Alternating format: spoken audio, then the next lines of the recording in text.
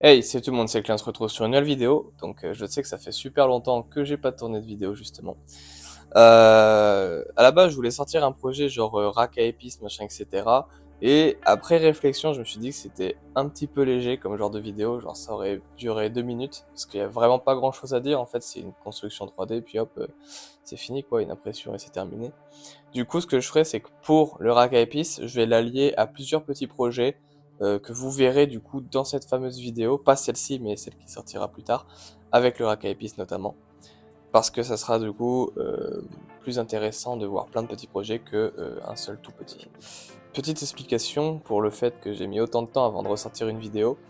Je devais sortir normalement une vidéo vraiment exceptionnelle, un truc de ouf, etc.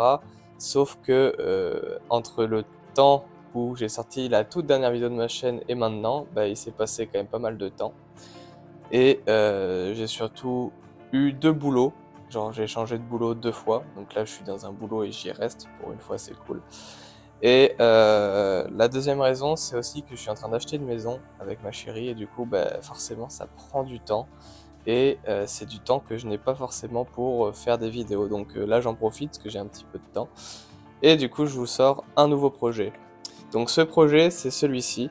Donc c'est un casque qui permet de voir dans le noir, donc un casque de vision nocturne. Faut faire attention avec ce genre de matériel parce que c'est considéré comme illégal étant donné que c'est du matériel militaire comme ils appellent ça. Étant donné qu'en fait on ne le tient pas avec nos mains, et ben on n'a pas le droit de le posséder. Donc après vous allez me dire ouais c'est ridicule etc. Je sais bien mais c'est la loi, on peut malheureusement pas trop faire contre. Donc si vous voulez reproduire ça faites-le mais faites attention quand même. Donc cette vidéo, comme les précédentes, va se diviser en plusieurs parties et je vous mets un petit sommaire à l'écran actuellement. La première partie, ça va être la présentation des différents composants ainsi que leur prix, parce que c'est quand même quelque chose d'assez intéressant à savoir. La deuxième partie, ça va être la modification des 2 caméras. Ensuite, on va avoir une troisième partie qui va se consacrer sur l'impression 3D. Donc j'ai pas, insisté sur le côté de la 3D parce que je le faisais déjà beaucoup. Et sur ce projet, je voulais vraiment me concentrer sur la partie technique et électronique avant tout, plutôt que sur la réalisation de la 3D. Ensuite, pour la quatrième partie, ça va être la réalisation des plaques PCB LED. Donc les PCB, c'est des circuits imprimés, et du coup pour les LED. Ainsi que le système qui permet d'alimenter les LED. Et la cinquième partie, ça va être en fait les finitions, le test, etc. Enfin bref, tout en amont. Et avant de commencer à rentrer dans les détails, je tiens juste à dire que ce casque, je le fais grâce à Henri Ajax. Si vous connaissez, ça ne m'étonnerait pas. C'est un mec qui fait beaucoup de bricolage. Et à l'époque, il y a un peu plus de 8 ans maintenant, il avait fait un casque comme celui-ci. Donc pas tout à fait pareil, lui c'était vraiment purement manuel. Il n'y avait pas d'impression 3D parce que c'était encore naissant, on va dire, l'impression 3D. Et du coup, ça m'a donné vraiment envie de refaire ce projet. Je trouve qu'il était incroyable, j'ai vraiment trop kiffé. Et ça fait longtemps que je voulais faire ça. Et là, en l'ayant réalisé, je me suis rendu compte d'un truc, c'est que à première vue, on dirait que c'est compliqué à faire comme genre de projet. Et en fait, non, il est super simple, c'est vraiment un truc assez basique. Et la deuxième information, c'est que là, c'est vraiment avec des composants qui sont bas de gamme. Donc je vous en parlerai un petit peu plus en détail tout à l'heure. Mais je compte refaire une vidéo où je vais refaire le même genre de dispositif, mais différemment, etc. Parce que vraiment, il y a des défauts que je vois et quand on s'en sert, c'est assez flagrant. Et vraiment, ça va être une version améliorée et vous verrez, ça va être très très cool. Je me concentrerai un peu plus sur ce qui va être de la conception 3D et là je serai un peu plus dans les détails. Ça sera vraiment quelque chose de chouette. Donc bonne vidéo. Bienvenue dans la première partie. Donc pour la première partie, je vais vous expliquer un peu combien coûte tout ça. Donc le casque de réalité virtuelle qui est simplement un casque où on y met son téléphone dedans et puis on peut voir des petites scènes et tout, c'est assez chouette mais rien de transcendant. Il m'a coûté 7 euros. C'est vraiment de la merde mais pour le prix en même temps faut pas s'étonner. Les réglages ici, donc là pour le focus des loupes et là pour le fait de rapprocher ou éloigner les lentilles. C'est très limité comme genre de réglage mais bon, Ensuite, on a deux caméras, donc c'est pareil, des caméras très bas de gamme. Les deux m'ont coûté 17 euros, donc deux pour 17 euros. Elles ont déjà, vous pouvez voir une modification, elles ont en fait une lentille de base qui fait un angle très fermé, donc pas pratique du tout pour voir, etc. Du coup, je leur ai rajouté un objectif. Donc, je sais plus comment ça s'appelle exactement, je retrouverai le nom, il s'affichera à l'écran actuellement.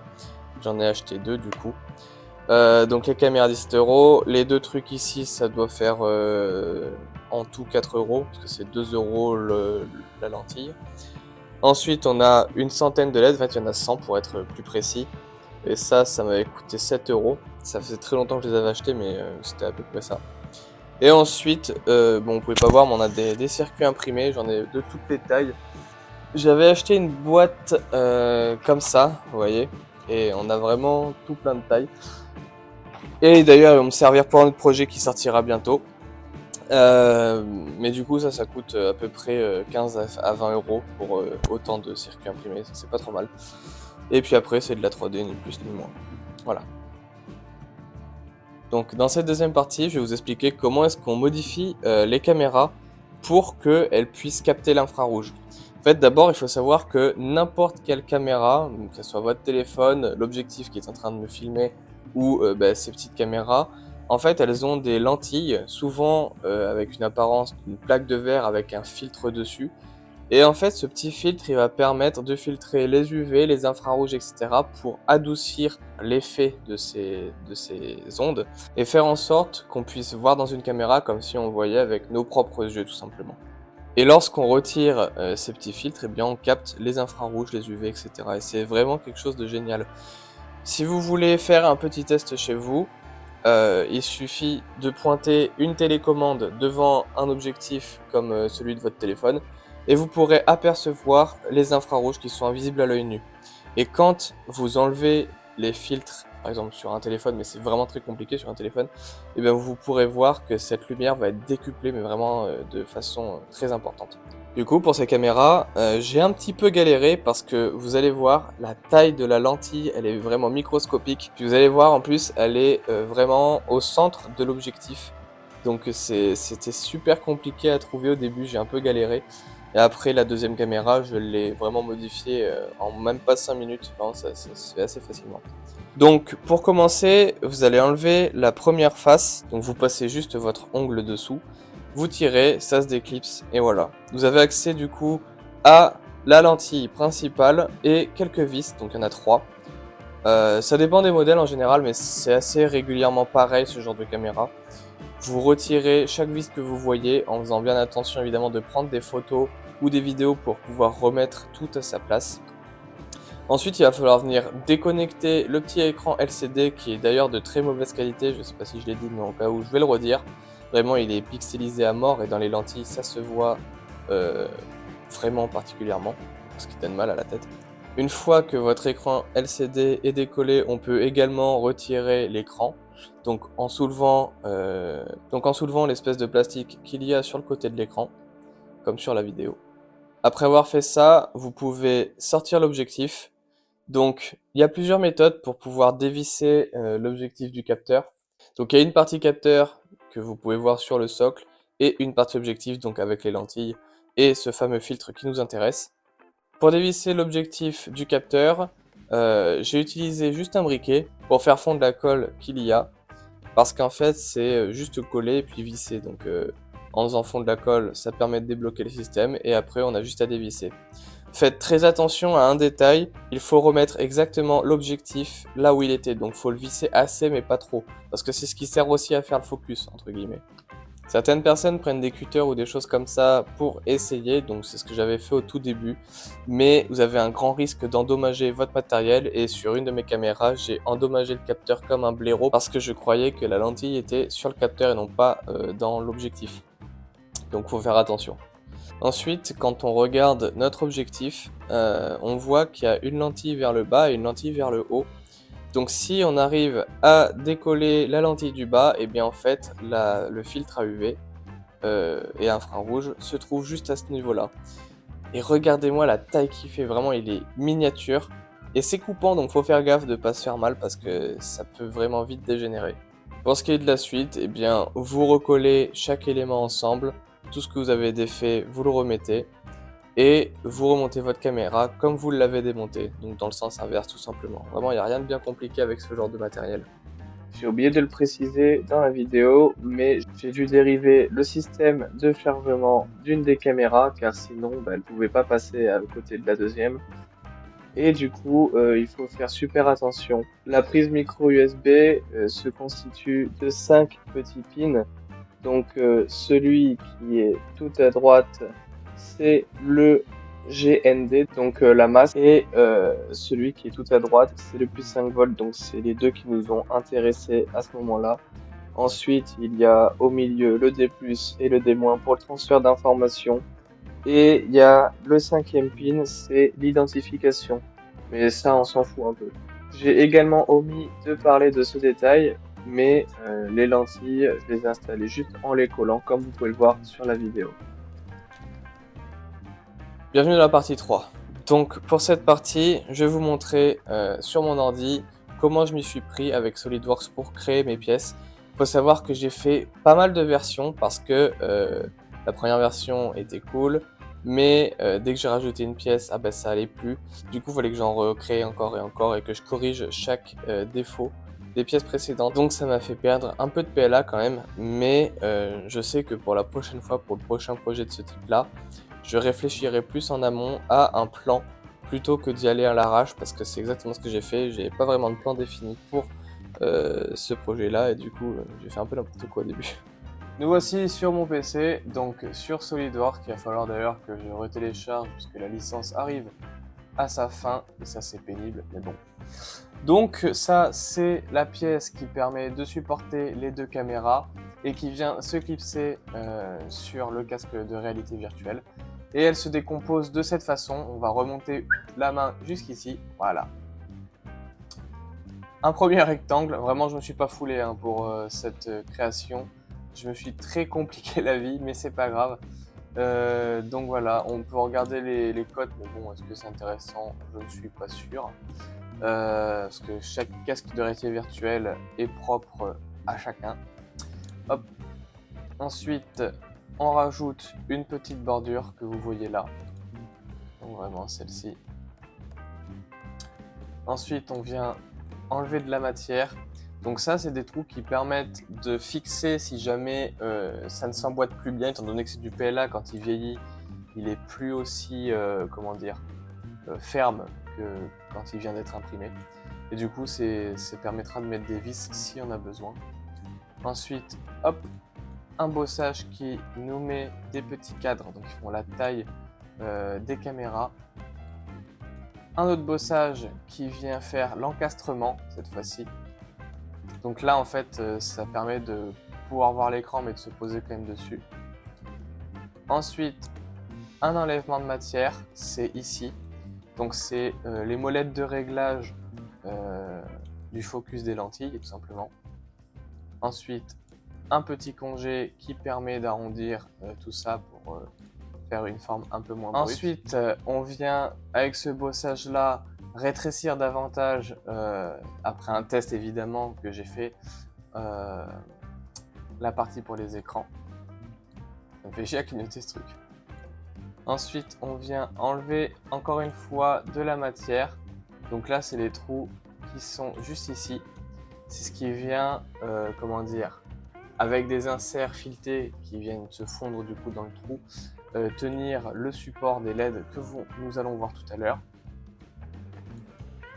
On refait un plan pour pouvoir faire une symétrie, donc les trous qui sont là, enfin, c'était ceux-là d'origine, symétrie par rapport à ce plan là que ça fait des trous ici. Donc des trous qui font 20 cm, 2 cm pardon, donc 20 mm. Et un enlèvement de matière juste ici pour que le module abaisseur de tension puisse y passer. Ensuite, le truc des LED, c'est vraiment comme ça qu'il s'appelle, truc VN LED. Donc là, si on reprend jusqu'à là, c'est vraiment le casque qu'on voyait tout à l'heure. Lui, vraiment, il vient à partir d'ici, voilà. ici qui commence, donc tac, j'ai fait un plan qui me permet d'éloigner la première face. Donc on fait les trous pour les LED. Là on fait le trou pour passer le doigt pour cliquer sur OK. Je pouvais pas le faire de ce côté, mais c'est pas très gênant parce que finalement quand cette pièce là est raccordée à cette pièce ici, on peut quand même cliquer avec notre doigt sur le bouton l'enregistrement. Et puis de toute façon, les caméras ne sont pas bloquées, elles sont simplement maintenues en position dans les cases ici. Elles sont rentrées avec une très légère force, donc elles sont retenues. Ensuite, on fait des congés pour rendre plus harmonieux les formes, moins stridentes.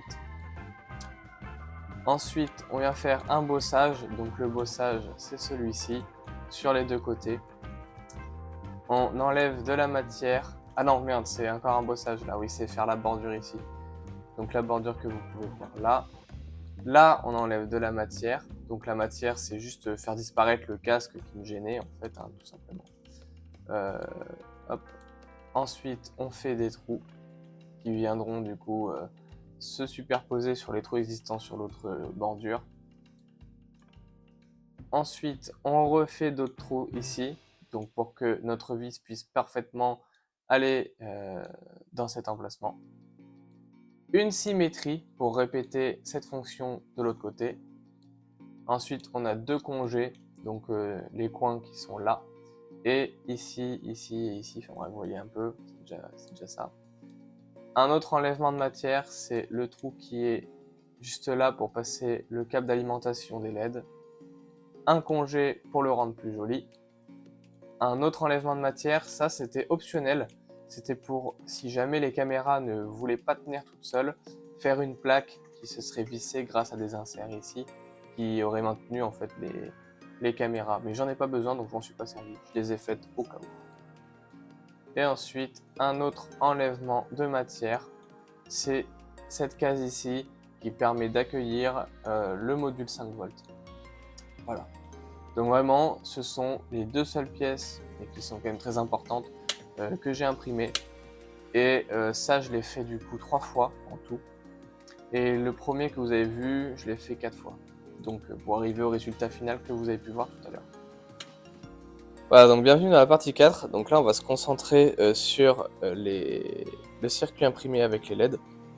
Donc la première chose à faire, c'est de prendre les LED et la plaque qui vous correspond, donc la plaque de circuit imprimé, et de disposer les LED d'une certaine façon, voir comment est-ce qu'elles s'agencent, etc., etc. C'est vraiment une étape très importante parce que sinon vous allez pouvoir juste faire n'importe quoi en soudant des LED là où il faut pas. Il faut vraiment faire attention à comment vous placez les branches des LED. Je vous rappelle que la grande patte c'est le positif et la plus petite des pattes de la LED c'est le négatif. Personnellement, j'ai fait une installation en dérivation de façon à ce que le courant soit le même dans les LED et que s'il y en a une qui claque, toutes les autres ne soient pas affectées tout simplement. Il vous faudra également un petit module abaisseur de tension. Donc il a pour entrée une très grande plage de tension, je crois que c'est entre 4 et 30 volts si je dis pas de bêtises. Après il en existe plusieurs modèles, mais en tout cas celui que j'ai, je crois que c'est ça. Donc moi en entrée, je lui fais rentrer 5 volts et je dois l'abaisser à 1,5 volts parce que les LED infrarouges sont comprises entre 1,2 et 1,5 volts. Personnellement, j'avais perdu mon multimètre du coup, donc pour tester le réglage de mon module, j'ai utilisé une LED rouge tout simplement parce que cette LED, elle est comprise entre 1,5 et 1,8 volts. Si elle s'allumait avec trop d'intensité, c'est qu'elle était plus proche des 1,8, ce qui fait que ça aurait cramé mes LED infrarouges. Donc j'ai fait en sorte de régler mon module pour qu'elle s'allume, mais vraiment que très très peu. Et là, je savais que j'étais soit à 1,5 volts ou soit moins, et c'était un petit peu moins. Donc pour être plus précis, il faudrait un multimètre, parce que là je sais que mes LED ne sont pas exploités à leur plein potentiel, étant donné que je leur balance pas le courant qu'il leur faudrait pour être vraiment bien allumés. Mais c'est suffisant pour ce que j'en fais. Après avoir placé vos LED sur le circuit imprimé, il va falloir du coup les souder tout simplement. Donc j'ai décidé moi de tordre les pattes comme vous pouvez le voir sur la vidéo parce qu'au début j'étais parti avec du scotch et tout, enfin je me suis un peu enquiquiné pour trouver une solution. Et finalement en fait en tordant les pattes dans un seul sens, on les soude, on retord les autres, on les coupe et en fait les connexions se font grâce aux pattes elles-mêmes des LED. Et comme elles sont toutes connectées, donc tous les plus avec les plus, tous les moins avec les moins, et après ils sont reliés, pas ensemble évidemment, mais les uns avec les autres, eh bien on arrive à une petite soudure qui est quand même très propre, un circuit qui est assez plat, qui prend pas trop de place et qui n'est pas compliqué en fait finalement.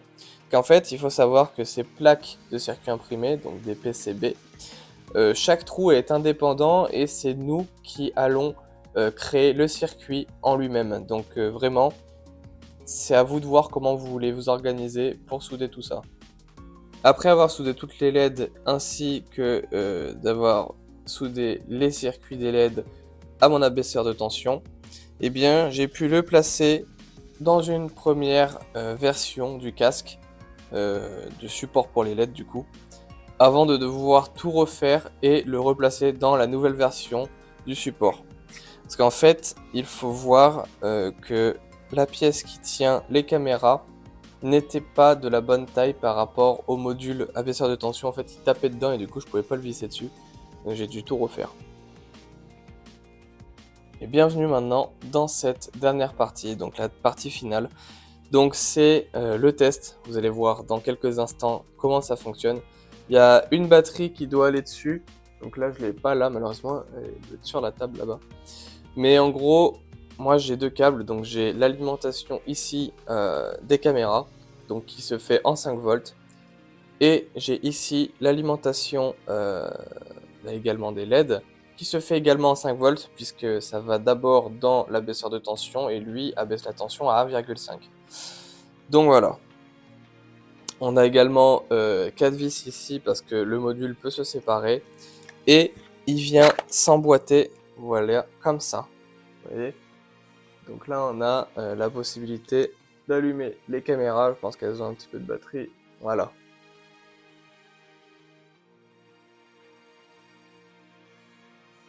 Et vous voyez dedans, c'est mauve.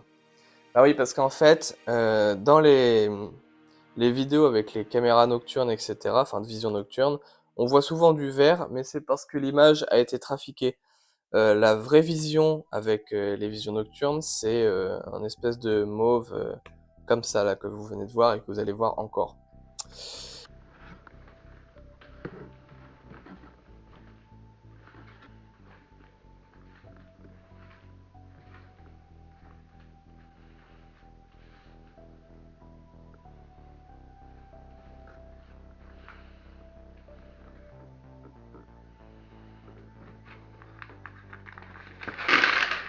Ah putain, fils de pute, il était pas fermé.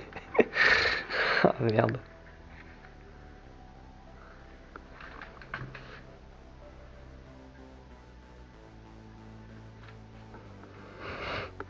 C'était génial. Donc, vous pouvez voir là la modification de la pièce. Il y a un trou parce qu'il y a le module qui vient ici.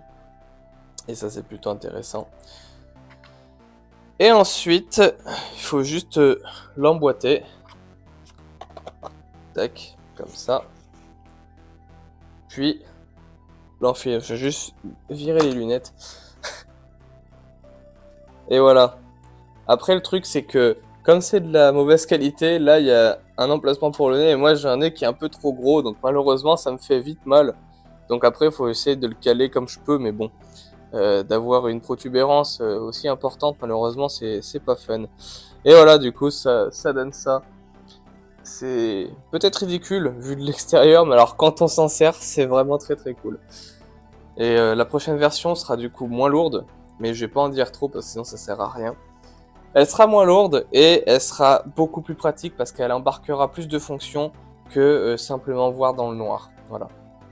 Elle fera du café, genre... Non, je déconne, c'est pas vrai. J'espère que ce petit retour vous a fait plaisir. En tout cas, je tiens à remercier Ajax pour ce genre d'idées, parce que sans déconner, c'est grâce à des gens comme lui que j'arrive à avoir des idées, simplement.